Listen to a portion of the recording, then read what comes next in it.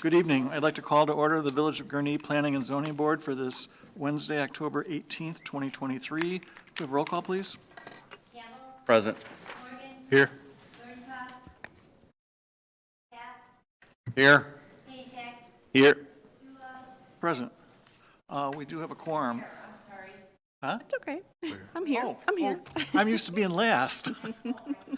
Okay. Sorry, Lillian, I didn't mean to.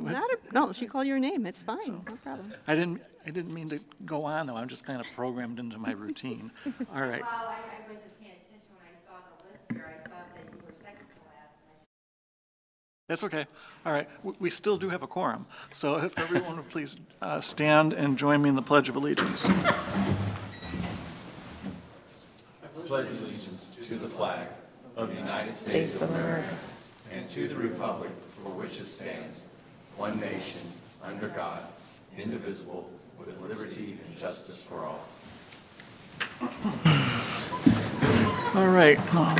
The first item on the agenda this evening is a minor sign exception request on behalf of Integrity Workforce, proposed to be located at 5101 Washington Street. Who has this one? Audrian? Okay. Yes. Hello. So the first case is minor sign exception for Integrity Workforce. Mr. Greg Bray requests a minor sign exception to allow the height of lettering in his main business name, Integrity Workforce, to be less than 6 inches on 2 existing double-faced multi-tenant monument signs at Saratoga Square at 5101 Washington Street. The multi-tenant signs predate the village's sign code requirement, and due to the sheer number of tenant panels on these signs, their small size, and the length of the business name, Integrity Workforce, the tenant can't meet the minimum 6 inches height requirement on both signs. The PZB has the final decision-making authority in this matter. Okay. Is there anyone here from, if you could please come to the microphone and state your name and affiliation for the record? And This is Zooming Smith from Apex Science and Graphics. excuse me, can you tell us who you are, please? I'm from Apex Science and Graphics. I'm the owner of the sign company. And your name is? Zooming Smith. Thank you. Yeah. Basically, we were asked to apply for the minor variance because the insert slotted for our customer, the tenant, is the size given. The name obviously had to fit it in there, so that's basically the most we can work with the insert size that allowed from the sign space. It is a busy sign. Any questions or comments by members of the board? Josh, is that a yes or a no? Not yet. Is that the presentation and explanation for the minor sign I would- exception? It sounds like it. Okay, I don't have any questions right now. I think this is something that we've done several times just because of the nature of this sign with so many panels. There's just not a lot of room. And I think it's actually more legible than maybe some of the other panels as is. I would concur with that. There was one that I struggle with, and part of it was I'm color challenged in terms of certain colors, and there's one I can't pick out the lettering, so. I agree. I didn't have anything. Okay, so, I mean, this is one of those rare occurrences where we have decision-making authority, so unless there's any discussion, it would be appropriate for someone to make a motion in the form of an approval. Jim, I can do it. Go ahead, Josh. Yep. Motion to approve the petition of Greg Bray to allow the letter height on 2 ground signs located at 5101 Washington Street to be less than the 6-inch requirement and in substantial conformance with the plans provided at this meeting. Second? Okay, I have one amendment to the motion, just to be clear that it's both sides of both sides, both sides of both signs. With an amendment that it's both sides of both signs. Great, okay. Thank you. Did you still second it? I'll still second it. Okay, any discussion? Good, roll call, please. Campbell, Aye. Morgan, Yes. Cap, Aye. Azak, Aye. Ware, Aye. and Zupa. Aye, motion carries. So you have approval, so the next step would be whatever, to the extent whatever sort of building permits required, and staff can help you with that. Thank you very much. Thank you. All right, the next item on the agenda is an informal review request by Pearl Street Commercial regarding the property that was formerly Anthony Pontiac GMC, located at 7225 Grand Avenue. Tracy or Audrey? I can, yeah.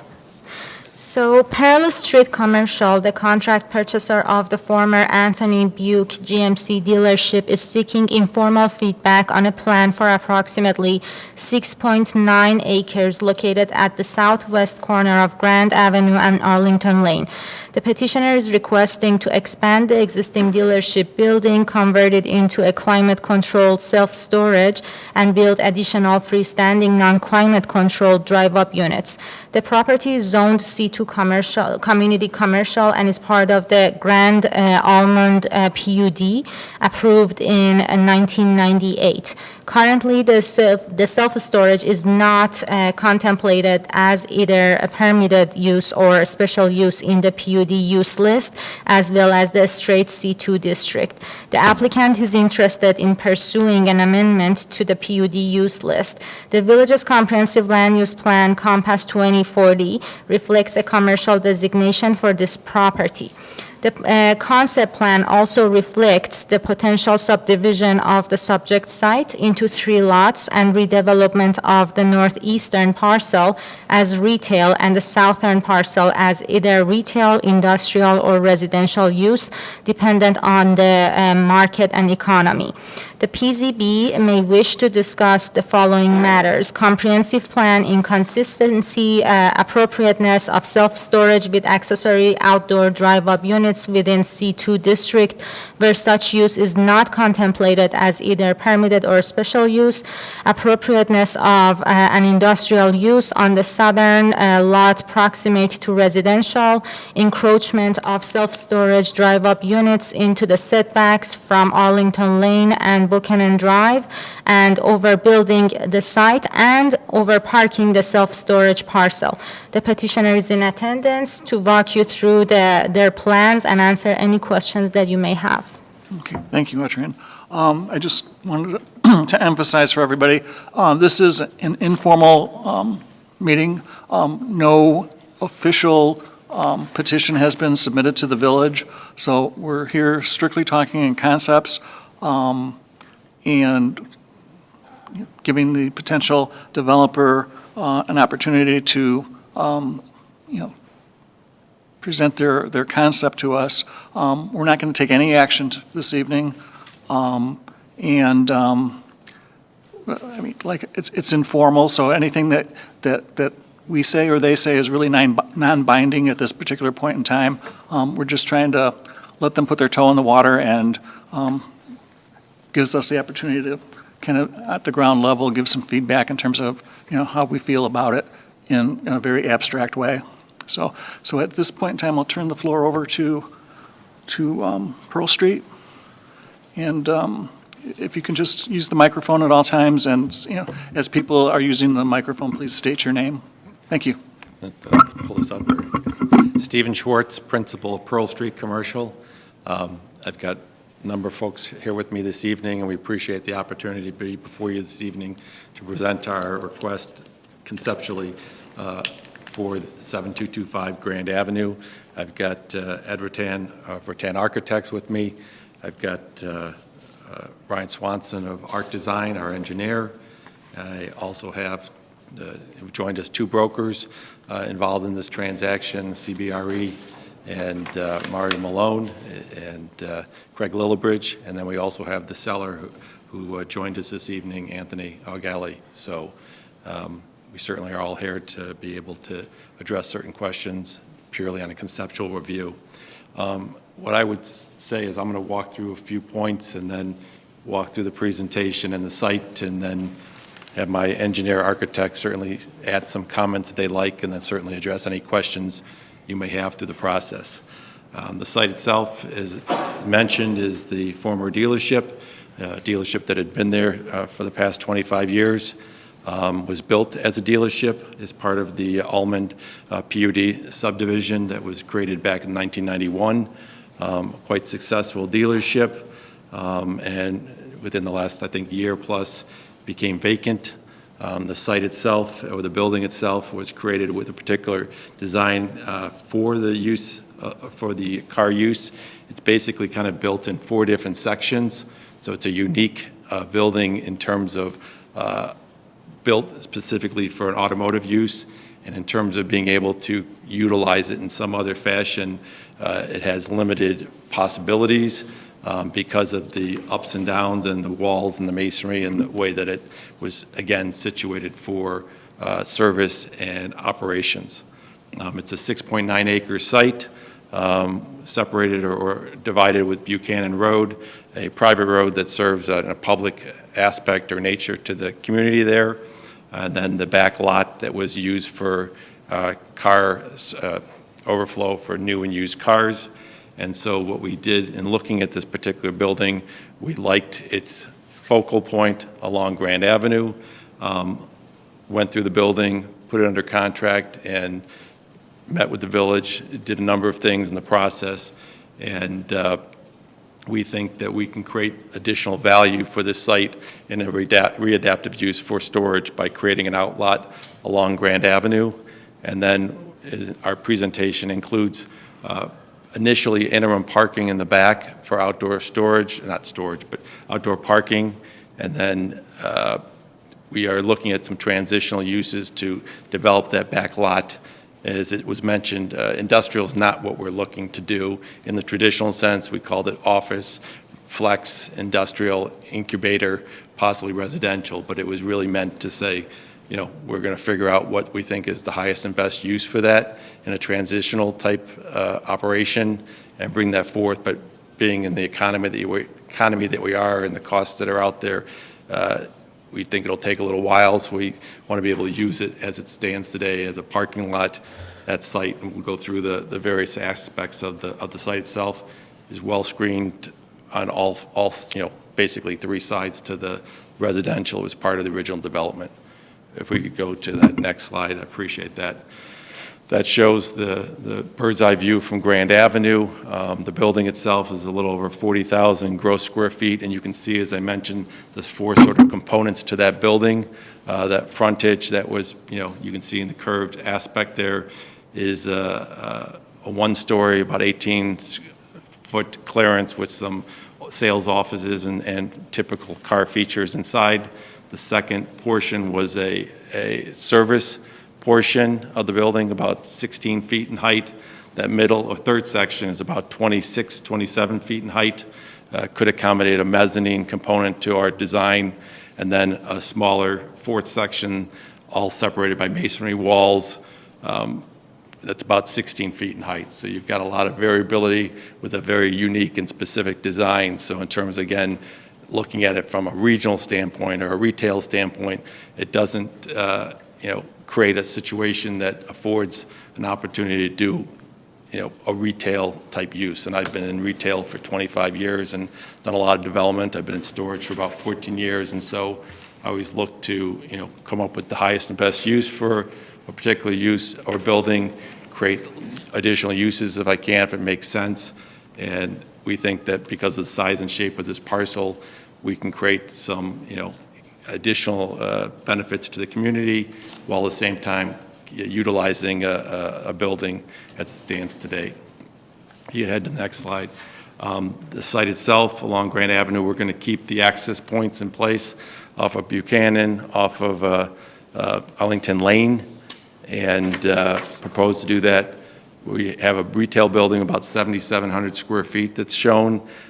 I wouldn't say it's concept space. We don't know what that final retail use will be, but we wanted to kind of maximize how we envision a good outlot to be, still allowing visibility to the building behind it. And, but we could envision fast casual. We could envision a number of things that could be productive on that site with the west to east driving towards the expressway and the traffic patterns. We also show some additions to the building, expansion to the building as it sits today, I think about 11,000 square feet. We haven't done all the final designs and whatnot, but we started out with the concept so we could come before you and get your input and feedback. We do have 3 drive-up buildings, non-climate, that adds an additional element to our typical operations for different customer bases, but we think it's complementary to the site in terms of how it's designed in the site. We've done it where it's set back behind the front of the building. It's screened not only by heavy landscaping along Grand Avenue, but also with the car dealership to the west. It's in line with that building and behind it. So in terms of impact to the community, in terms of visibility, it's all part of our design and how we've, put this together. Along Arlington Lane, there's significant landscaping there already. We would be adding a fence, an 8-foot fence, or proposing an 8-foot fence running down Arlington and Buchanan behind those units that we would propose the design and incorporate. And then, as we said, if you look at that back parking lot, initially use it for outdoor while we were figuring out the transitional use. That heavy berming and the separation, I think it's about 60 feet plus behind the existing fence and berm. That berm is 6 feet back there with a 6-foot fence. It's about 12 feet plus in height with mature trees, and then a separation of additional land that's part of this project all the way to the next set of fences with the houses behind there. So it's well screened and buffered, and I'm sure that was part of the original design back in 1998. It's the same way along Arlington Lane, so our perspective is to continue to keep that heavy screening and to protect, noise and any, not a nuisance, but basically designed a site that's complementary to the corridor and the neighborhood and the residences. If you could head to that next, so that you've got the proposed, what I would call not industrial, but call it flex incubator, could be a retail type component, could be a number of things, and we've even looked at it as perhaps a townhouse or residential, but all that's will be borne out by the marketplace. We'll certainly want to put the right building or use on there over time, and that would be our, proposed scenario for that site. In terms of the PUD itself, as it was mentioned, we would need a text amendment for this particular project. For the storage, we would look to be doing a subdivision, a 3-lot subdivision over time, or part of our submittal, probably post this initial formal process, or taking it through a formal process, until we know how that final outlot would be, but would be showing part of the PUD process, putting it into a new amendment to ordinance, and walking through the process. In terms of, and I'll jump a little bit ahead, in terms of the setbacks for the 3 drive-up non-climate buildings, Buchanan, I think it was said that it's a 25-foot setback. It is a private road with sort of a public aspect to it. We think that with the fencing, the screening, 10-foot setback would be reasonable, sort of in a commercial setting. The same thing, I think we have 10-foot setback along the western property line, so we would be compliant or comport to good design and use.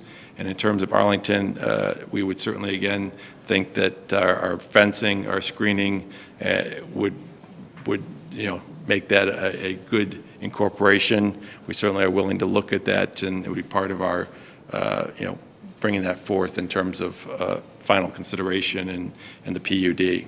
If you could head to the next slide, if you wouldn't mind. In terms of the building itself, we're not planning on doing major changes to the front or other elevations, other than, obviously, we talked about the addition on the western side and part to the south. The lower portion there represents the non-climate traditional drive-up buildings that we show, the 3 different buildings. And those buildings typically are about 9 to 10 foot in height. Doors are 7 foot, at least what would be proposed along Arlington. We might have slightly higher or larger units on the contractor side, on the western side of the property. They would be metal insulated panels, but again, they would be screened behind fence, screened behind landscaping. And in this case, I think that the building is a very attractive building, so less changes would be more. We would certainly be repainting part of that building more, perhaps some gray tones or whatnot is what we anticipate, but leaving the general framework in place. If you could go to the next slide.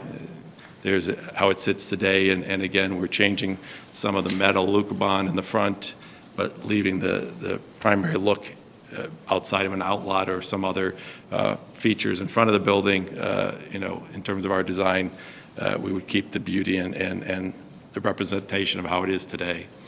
If you go to the next slide, it just shows, and you have in your packages, the heavy screening and how these, with not only berms and grades, what people see from the different perspectives. Most of it's in a commercial setting in terms of the west property line, in terms of Buchanan Drive, and even Arlington in terms of you got the detention pond directly across the street. And so there's very little impact, but we certainly are cognizant of how we need to make sure that what we do is not only complementary to the corridor and the neighborhood, but we've done this many a time. We'd work in concert with both the community and the village. If you head to the next one, again, that's the Buchanan Drive behind. We'd be putting some drive-up units where the cars are shown, and then adding to that building as it sits today. Next one, just that perspective of that back lot, and you can see you can't see the berming per se, but there's heavy berming back there, and landscaping and coverage and buffering. So there's no impact or de minimis impact to anybody in that corridor. So next slide. Again, just in perspective. So there's the Alta survey. Head to the next. Another perspective with incorporation of the Alta survey. You can see again, just walk up here for a second.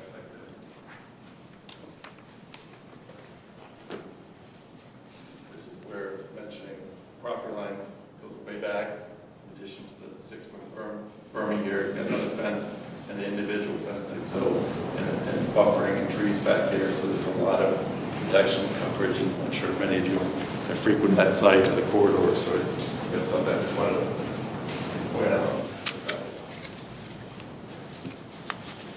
I think that's about it as it relates to the site itself. In terms of the operations of the proposed building, the middle building, we would be bringing on a major REIT, a third-party management company.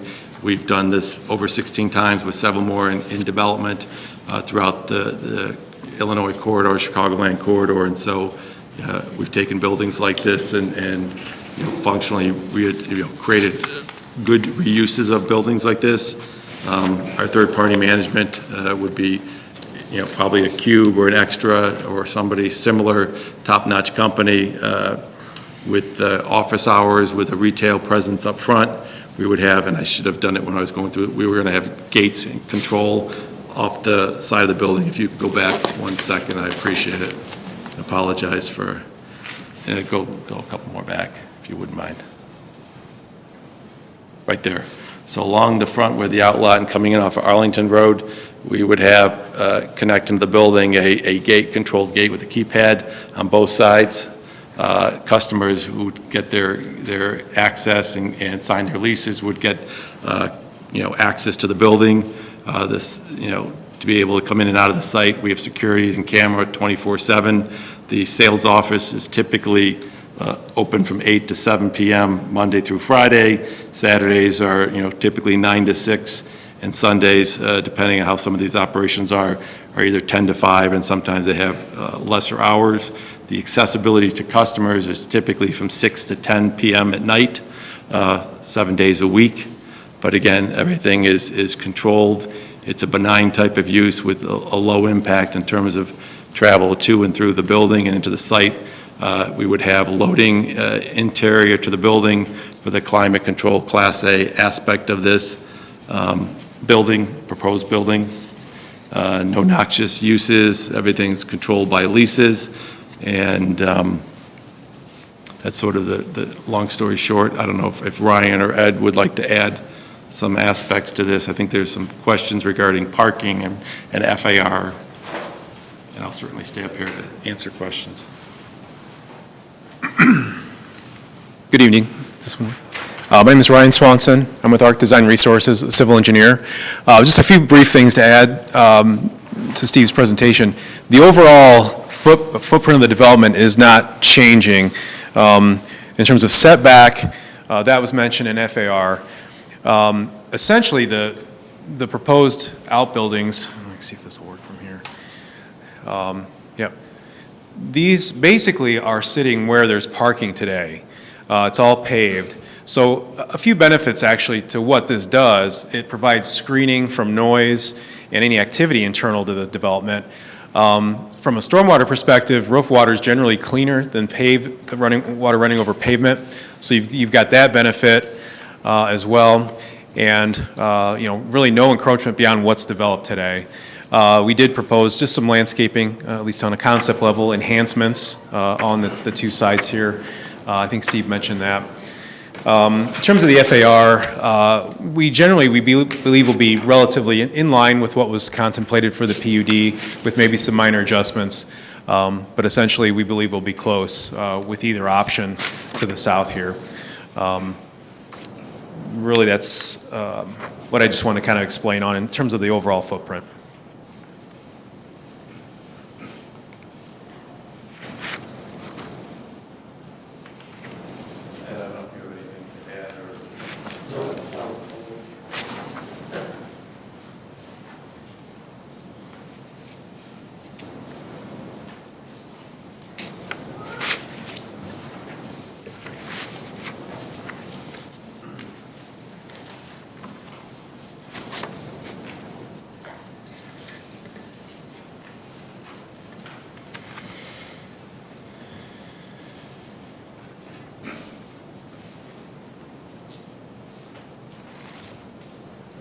That's the end of your presentation, okay. Liliana? Sure. First of all, thanks for taking our input on this.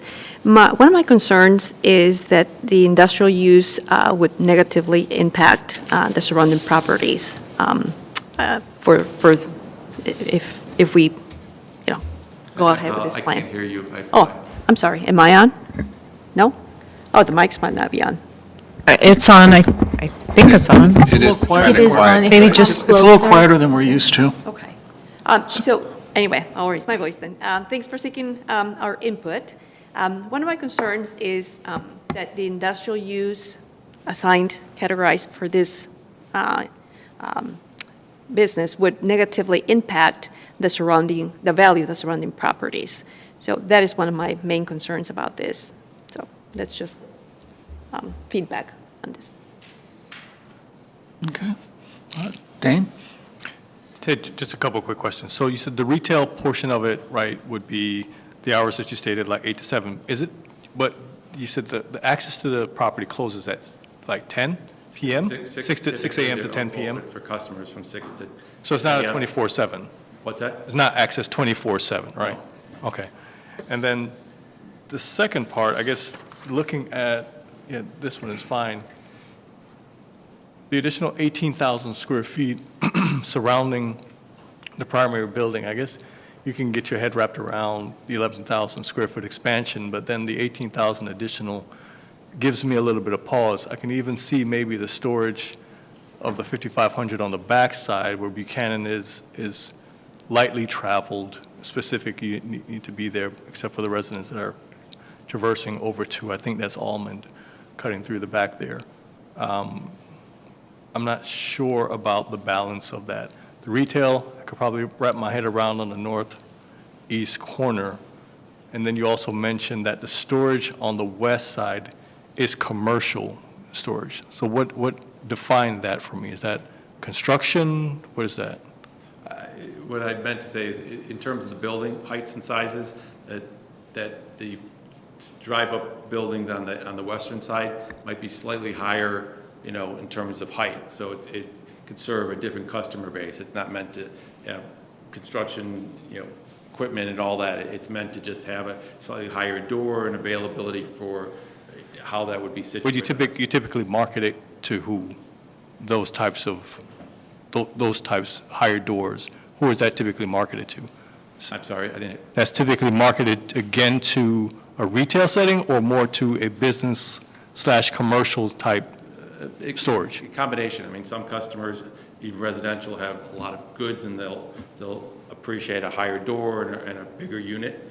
Some of it will be commercially driven or whatnot, but it's all encompassed within the unit itself. So it's just part of the operation. We have commercial, residential customers throughout the corridor and throughout the community. So I was just mentioning that in terms of heights and size, it's part of the design to say that might be a slightly higher unit. I mean, I've done facilities all over. We had a facility like this in Crystal Lake, and we had some contractor-driven units in terms of slightly higher doors and the facility. But it's still, customers are coming, signing their leases and doing their business. They're not coming every single day. Most customers come once a month, once a quarter. There might be a few that come more frequently.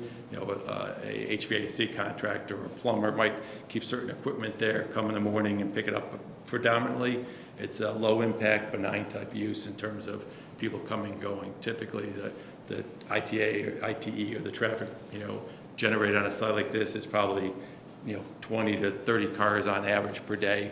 It depends on, the number of units and the final design, but it's not exponential. So in terms of, I think the question was on the industrial aspect of it, it's not industrial. And again, taking that word out of the equation, it's a low impact type use as it relates to the storage itself, utilizing the existing building. The proposed retail is obviously proposed retail. I think there's a development proposed across the street that's either going through the approval process or maybe coming through an approval process. This would be in line with, retail use in terms of an outlot up front. But ultimately, it's a low impact, low intensity type use. So I don't think it doesn't adversely impact residential values or the corridor itself. Obviously, a car dealership, which it was previously, or the car dealership next door, has a lot more intensity or use to it and traffic and whatnot compared to our proposed use for the building as it sits. What do you typically see? It's a proposed, I think, 1,250 units, right? In terms of the number of units at the facility? The number of units, you're asking me how many units do we expect? And what size and what type of traffic does that generate? The average unit is about 95 to 100 square feet at 10 by 10. And we'll have some 10 by 20s, some 10 by 15s. It runs the gamut, but the bulk of them are probably 10 by 10s. That's typically how these are built. So having 70,000, 80,000 net rentable will be about 700, 700 to 750. It depends on the final design. If we do a mezzanine in that one higher section, it depends on the final element. And again, this is purely about concept and understanding it, how you guys view this, and hopefully creating a plan in concert with the village. We, again, met with the village initially and met with the team and talked about what they wanted to see on the site and the highest and best use. And our position was, or promote was, the building is a unique building. The value is in the existing building. And it's not really a retail use. It's not going to be a car dealership, again, based on the nature of car dealerships and the economy and interest rates. And again, the owner is here, and the broker who represents him can certainly, he's expert in car dealerships, both sale and developments, and can certainly let you know what the reality is on this particular building or site. So we think we have a very strong or good use for this site, and one that will be complementary to the corridor neighborhood, and one that will utilize a building rather than letting it sit vacant or fallow. And the other thing I will tell you is my long experience of retail development. I've done grocery stores, I've done lots of junior boxes, lots of standalone strip retail, drugstores, and combinations.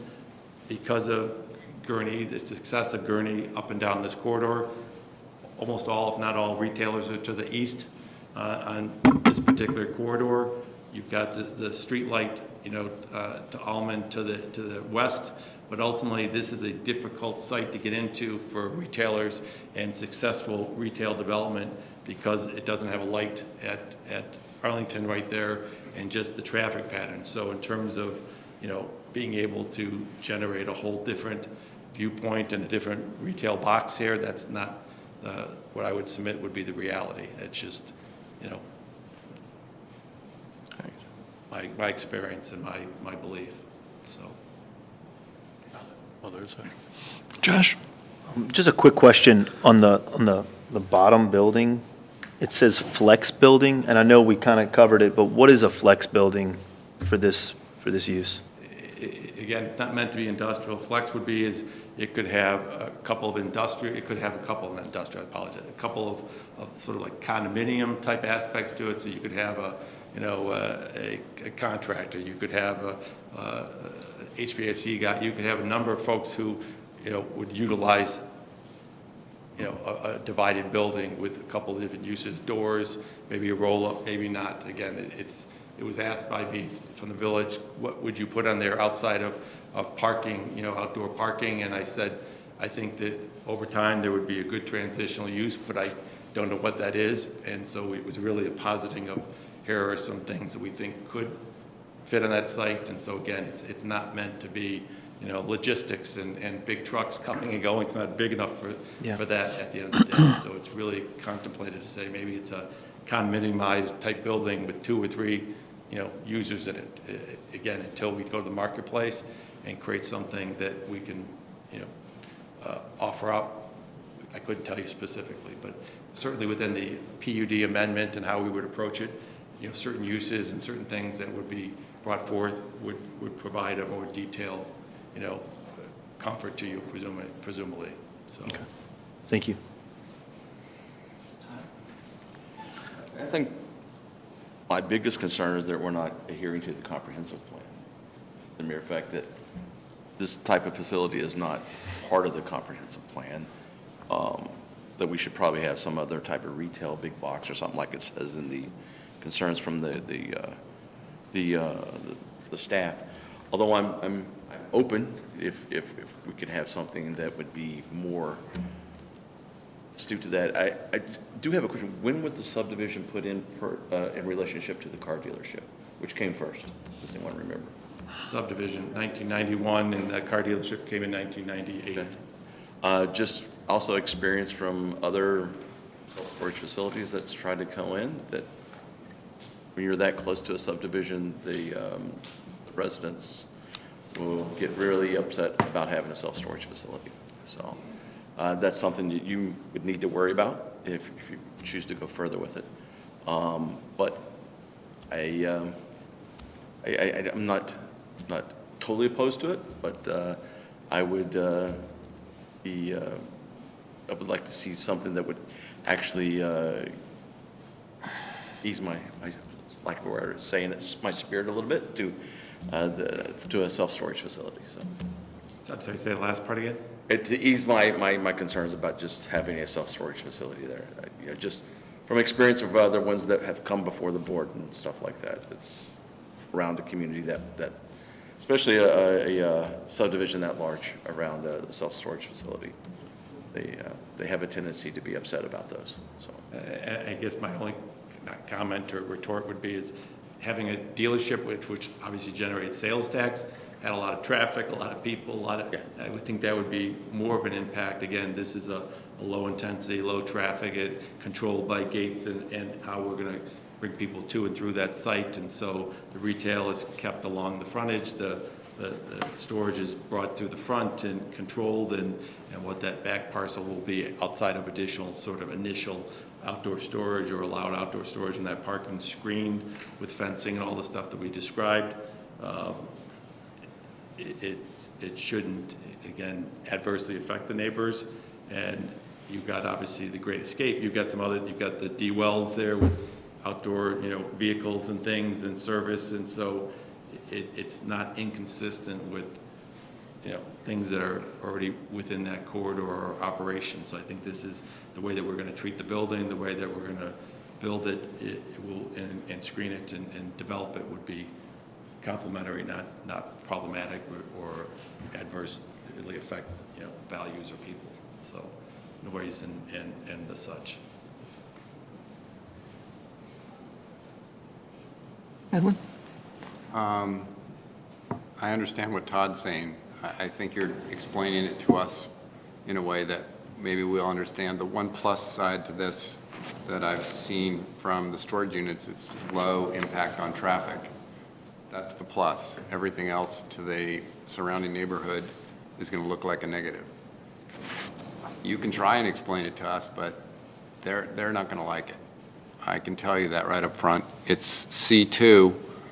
The underline is C2, and it's not even permitted on there, not even as a special use. So we're going to shove something in there on the neighborhood that doesn't belong there, and we're going to get a lot of kickback from that.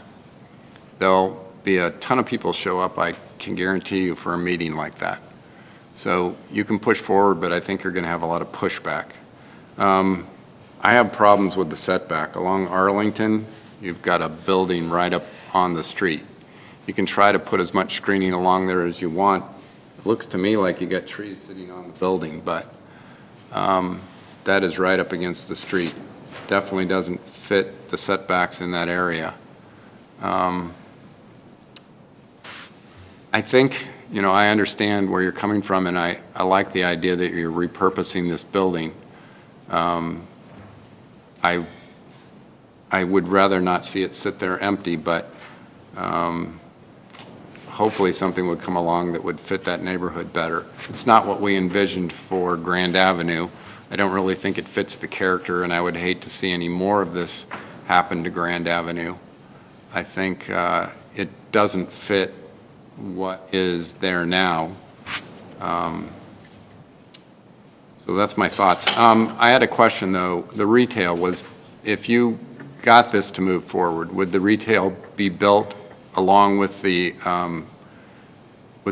self-storage? Well, it would be part of the 3-lot subdivision. I mean, as I mentioned, having done this a long time, and I've got Craig Lillibridge of CBRE and Mario experts in development. As I said, there's a development going across the street. I always say retail begets retail. This has certain limitations because of access and visibility. It's good west to east in terms of having possibility of a destination type use or user, or whether possibly I'm just put it out there, but it's not a coffee type shop, somebody driving west to east to get on the expressway. There are certain use for retail uses that would be attractive to that particular outlot, or what we would create as an outlot there.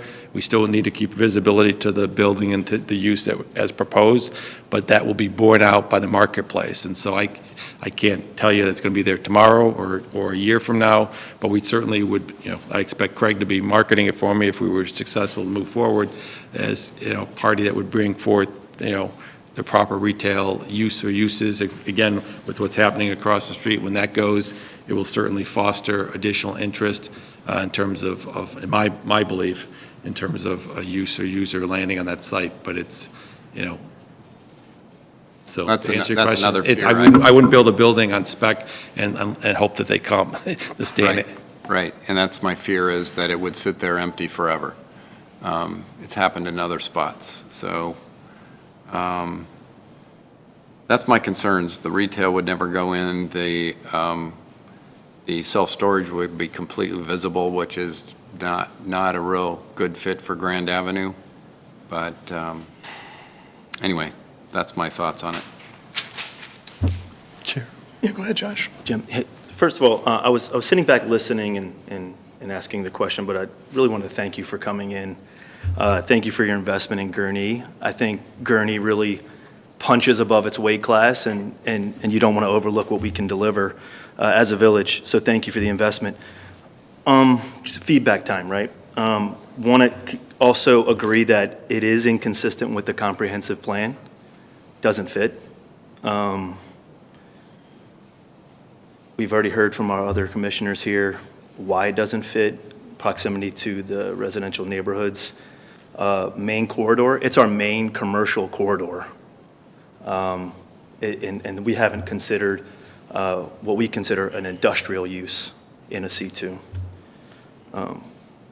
commercial context, we want to see something that fits into that comprehensive, that's commercial, big box, retail, things like that. We talked about proximity to residential, the setbacks, it is a concern, and the floor area ratio and the parking. I think those three things, with the aesthetics, it just kind of fall under the topic of overbuilding the site. You know, we're not starting with a fresh piece of land here and making it beautiful and, you know, fit for purpose. We are kind of patchwork quilting, you know, this property with additional buildings and, you know, concrete or structures that weren't meant for that site, and just to make it work rather than start from scratch, because it's probably less expensive and interest rates, I get it. But I'm not really excited about the aesthetics. I'm not really excited about the overbuilding. Not really excited about, I'm definitely not excited about that flex building. That flex building described here today was an industrial use that we have in Cemetery Road and Tri-State Parkway. And they put, you know, they put industrial type of uses in those properties. We already have that. That's way out of place for this site. Big picture, though, I actually am not opposed to a self-storage site because of the lower traffic. But the way it's presented here, I just don't think it fits very well. Just some feedback. Okay, thanks. In terms of my 2 cents on the matter, I'm struggling with the concept of having what we consider an industrial use in our prime central business district is what it amounts to. I like the retail aspect on the northeast corner, but as we all know, it's speculative. There's not a specific user or users contemplated. I mean, it could be a 1 use, it could be a 4 use. I mean, we just don't know. We don't know where the market's going to take us. If it was just using the existing building and making it a self-storage facility, I might be able to get there in terms of the concept, because it'll look and feel the same with less traffic. I'm not at all excited about the rows of garage doors. And granted, I understand they're going to be interior to the site, but they're still going to be there, and it's still going to be the perception, especially the ones along Arlington. I mean, it's completely taken away an open air setback and putting, I assume they're going to be, 10 feet tall? 9 feet on the Arlington, 10 feet probably on the western property line, but that would be in the final design. I mean, they're going to be more than 8 feet tall, I mean, for sure, right? Because a typical garage door is 7.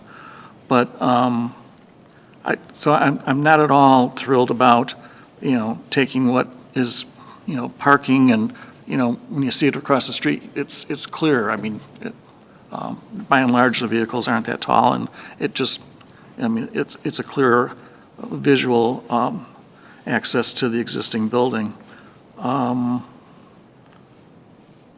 So, and you haven't talked at all about what the materials that would be used for the outdoor storage areas, but I'm not wildly excited about the outdoor stuff to begin with.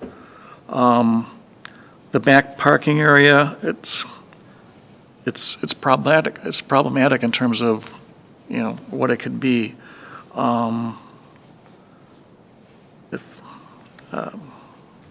It's just not enough for me to get wildly excited about at this particular stage. It's an interesting location in that there's residential on one side and there's retail and service on the other side. I don't view this as a transition between those two uses, and I'm kind of struggling with that as well. So, if you think you've got traction on this, I'd like to see a very good study in terms of is there a market need for this? I mean, the last thing that I would like us to see is to have this be developed as self-storage, but it not be utilized. And just circling back, I'm really struggling with whether or not this is the highest and best use that we can come up with for a very visible spot in our CS district. Okay. Yeah, go ahead. Hello, if I may speak. I am Mario Malone with CBRE. I am the listing agent on this property for Mr. Augelli here. One of the reasons I was hired is I am my 23 years at CBRE, I am a significant portion of my business is car dealership related, and I have represented properties in this market on behalf of the Rohrman family. I had listed the Rohrman facility at the Gurnee Mills Mall. One of the reasons Mr. Augelli hired me is because of my abilities and knowledge of the car industry. The hope was to get a similar like-kind use in this building, which would have been the highest and best use. Unfortunately, when Mr. Augelli developed this property in '98, he had 3 franchises for his business, GMC, Buick, and Pontiac.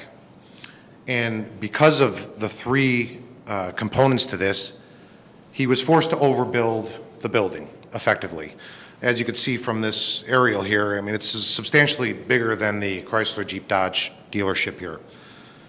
The dimensions of the site also make it problematic. You traditionally don't have the retail frontage that most like.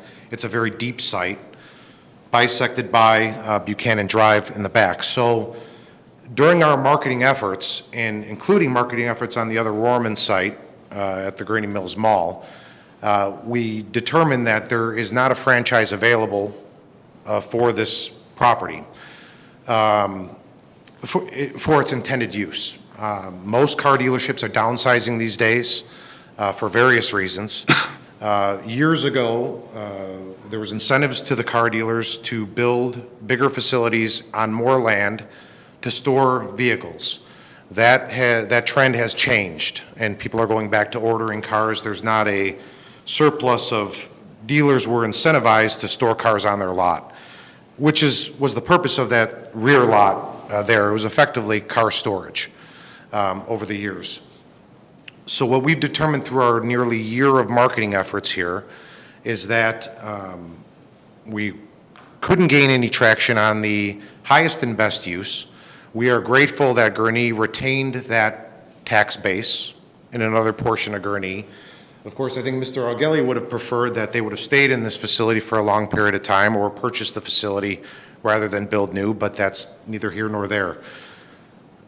Alternatively, the uses that I've been approached on are those such as Habitat for Humanity approached us for a habitat facility. We've been approached by a basketball training and skills company that wanted to utilize the existing facility for basketball training and tournaments. We've also had a soccer academy express interest in this building for a portion of the building to convert to a soccer field, which would generate obviously significantly more traffic. So from that perspective, when we came across Mr. Schwartz and the proposed use, which on the retail side of things has really gained traction because you see countless buildings in the retail segment that have been converted to storage, we thought it was an ideal use due to the fact that it was self-contained, low impact from a traffic perspective, and notwithstanding the existing structure that's there, which is of significant value. Mr. Schwartz, I don't know if you have an estimate on what type of investment you'd make in this facility, because we're not talking about a traditional self-storage facility exterior. We're talking about a high-tech, climate-controlled, multi-million-dollar facility here. So again, every attention to detail, I'm sure, is going to be looked at, and we've got the right buyer here for this type of product based on his track record. So those are things that convinced Mr. Augelli several months ago to go under contract with Mr. Schwartz and pursue this path, thinking that Alternatively, it could be a basketball facility or a health club or a fitness use. Would that be better received by the neighbors or a self-contained, low-impact, multi-million-dollar, high-tech self-storage facility repurposing an existing building? So I don't know if anybody has any questions for me on the marketing side or what we've run across, but I just felt I wanted to leave you with that segment. We didn't take the first offer and run with it. This has been a marketing effort that we've cast a very wide net, and we've come up with limited uses that have expressed interest, whether it be for the facility or a tear-down, refresh land site. The Gurnee Mills Mall is significant. There's availability there for retail. You see the former Lowe's, obviously to the west, which was converted to a non-retail use. Unfortunately, as you get further away from the highway, these uses start to transition, and that's why we believe it's a use that's consistent with the times. Thank you. If I could add one more thing, and again, we appreciate the input tonight, and this was really about a concept review and getting good feedback as to your perspective. You gave it some good thoughts. Again, I apologize to call it industrial flex in the back or how you perceived it. It's transitional, and again, figuring out the right aspect of that. Your comments about the drive-ups or Arlington, those are all things that certainly are important to take back, and whether something will come forward, based on our discussion tonight or discussions with the ownership and Mario. I've known Mario for a long time, done other transactions, other deals on retail and elsewhere, excellent broker as well as Craig. And so at the end of the day, they know what they're doing. They know what they talk about. Craig's done all these work for 25 plus years as well, and these are well-entrenched parties who know what they're doing. He brought forth their Aldi just across the street there. And so at the end of the day, I don't have to tell you what the changes of the Amazons today and category killers and all the things that have changed the whole way this marketplace is gone. I will tell you, looking at the PUDs is a perfect example. You look at the plethora of things that were allowed under the PUD, apothecary, travel agencies, photo shops. I mean, it's a litany of things that are no longer in existence or all done online. And again, and changes. So ultimately, looking for the right readaptive use, we certainly would be putting millions of dollars into this, doing this as a high-class facility, making this first class.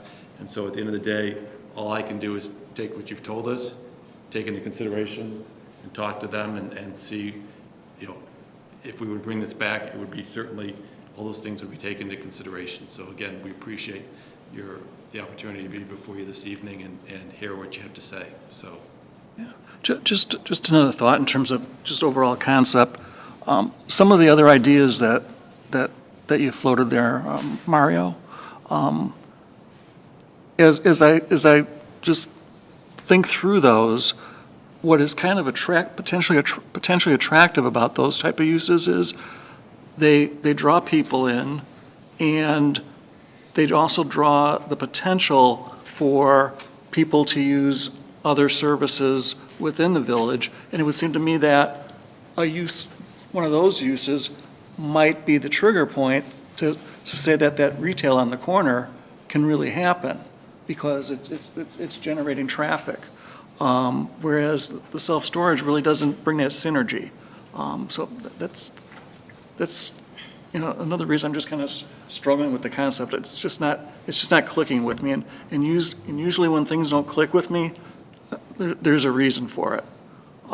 So I'll just leave it at that. So one thing I didn't notice, I didn't see it anyway. Did we get a list of the uses under this PUD? I mean, the back property would be restricted by that PUD, correct? Tracy, you want to explain the amendment as part of the PUD, which would have been part of our amendment and part of our whole plan. Looking for a text amendment. Whether it's residential, whether it's retail like 80 Wells, or it's something in automotive or something related to the corridor, it would all, I believe, have to be modified or perhaps adjusted within the amendment. amendment itself. Okay, so that PUD is There, fairly... there's a So- PUD just for this piece of property. Right, and that PUD brings in the use list from the previous zoning ordinance. That's why you'll have all those retail uses listed individually. Basically, it's very similar to our C2 zoning district. So you're going to get, pretty much general retail, offices, services. But I think what he's talking about on needing to do an amendment to the PUD is not only for the north portion, but also the south portion to accommodate the uses proposed back there. So they would be, even on that south portion, it would be something outside the current scope of the PUD. Because as Oh, it would Mario be. said, it was a parking lot for Right, correct. car dealership. So, To the point of service, the service uses. Could you use the, excuse me, sir, can you use the microphone? Sure. Thank you. My name is Craig Lillybridge with CBRE. I represent Pearl Street in this transaction. I think it's important to note, and about the comment about the potential text amendment, the back piece is, as Steve has mentioned, is really a bit of a flux at this point. And, it's unfortunate we've gotten the word industrial thrown into the mix here. I mean, it's more as was spoken here, I think Tracy mentioned, service uses is probably the appropriate word. This could be it could be a floor covering company that has an overhead door in the back for samples. It could be a contractor of some sorts that has some equipment there. It could be any number of those things, which again are, low traffic, but service to the community and then the neighborhood. So that's an important piece to note there, as well as the retail in the front. So. my fear was just that it wasn't restrictive enough. I don't know what it's restricted to. I mean, Generally speaking, when there's a PUD, it has all the aspects of the underlying zoning, but there's something special about the development that it needed a PUD agreement to bring in the subtleties of the particular development. Tracy? Right, and like I said, the underlying planned unit development carries C2 zoning, so you're going to get general retail, general service, offices. I think what they're proposing, it sounds like, is that even that south part might need some sort of change to that use list. So, and again, they don't really know, it sounds like, what's going to occur down there, so we don't know, at this point, what sort of language they might be wanting to insert to allow some flexibility back there. It's something that we would have to see if they came forward with a formal petition. We definitely know, at least on the northern part, that the amendment would have to accommodate self-storage, whether it's as a permitted use or as a special use. right. Okay. Yeah, and there's some subtleties with this overall area, and in terms of Buchanan is not a public street. Right. Exactly. It's equally owned by at least possibly four other parcels. And it served a purpose because it was a service drive to, better facilitate delivering vehicles to the two main dealerships that are there. And for better or worse, the existing south end is very passive. And it never, other than, moving cars back and forth, it never had a lot of visible use. So, it's another aspect that we need to just consider in terms of the impact on the surrounding area. Yeah. So, Right. Okay. That was my thought. okay. And I D2. wish, quite honestly, I wish I'd put a picture in there, and he's got one in the dealership that's sitting there, a great aerial a great aerial picture that has, exaggerate, hundreds of cars covering every aspect of that parking lot back in the day. And again, you don't have to tell anybody, it's just-in-time inventory, order what you want, and there's no need for how the car dealership used to be done, and on consignment, to bring the cars in, and incentives. It's a different scenario, but you got a beautifully paved parking lot, and you got to come up with, a transition use or something productive. Again, as Tracy said, we don't know what that is, but it would be governed by the village, governed by the village board and the plan commission's recommendation. It would be part of the process of, and what I part of my presentation was, we want to use it for outdoor storage per se in the short term, not because we want to keep it that way, but ultimately, we don't know what that'll be. It could be residential, will residential develop, you got the other parking lot next door, it might have to be assembled. There are things that would help facilitate or foster, but again, I'm not going to sit out here and tell you something that I don't believe is reality. I think it has good use to it potentially, but it has to have some vision to it, and it would be in concert with a PUD amendment. So it wouldn't be coming in tomorrow and saying, I know what that's going to be, but we would certainly work on a list with the village to say, this is what we think it could or should be. What do you think? And again, that would then be incorporated and governed by. It's almost, that particular area is almost like a greenfield. It could be anything within reason in terms of compatibility, transitional use. And with the underlying PUD, it's possible to craft it to something that could be quite lucrative and attractive. Pretty small lot. It is a small lot. Yeah. I mean, the building It's just represented there would it's just not, over- would It's not just over, fit. it's just over an acre. Bigger than you think. It's an acre and a half. I mean, it's a, Well, it says 46,000 square feet. what's that? It says 46,000 square feet. I think the lot might be slightly larger, that's an acre of land, I think it's slightly larger, but if it is 46,000, it's, I mean, it has purpose. It's outside of a parking lot, it has purpose. It's just a question of what, it's already set up for screening, the detention's probably covered by, the existing development, and so it's a question of, it's functional, usable, if you can put it together or come up with the right, transitional use. That's, Does anybody want to add anything else? again, thank you for, No? thank you. Well, thank you. I hope we gave you something to work with, and, Give you food for thought. okay, all right. All right, next item, we have a meeting on the calendar for the 1st of November. Is there anything? Yes, we have one public hearing and another informal. Oh, wow. 3 in a row. That's unusual, but good. Thank you. Thank you. I'll open the floor to public comment for anything that wasn't on the agenda. Looks like everybody's leaving, so I'll close the floor to the public.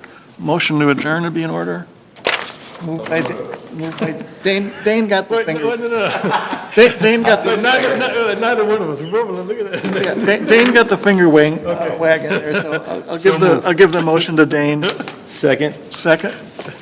Okay. Second by Josh. All right, all in favor say aye. Aye. At least this time I remembered to vote on it, so, okay, thank you.